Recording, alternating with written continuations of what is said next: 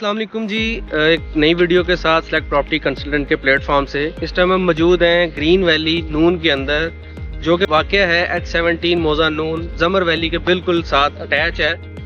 रहायशी plot की कीमत में कमर्शियल प्लॉट, जी बिल्कुल ग्रीन वैली नून के अंदर रहायशी प्लॉट की कीमत में कमर्शियल प्लॉट मौजूद हैं। और ये जितना टाउन पूरा कंप्लीट बड़ा टाउन है, इस टाउन के अंदर लिमिटेड से कमर्शियल प्लॉट हैं।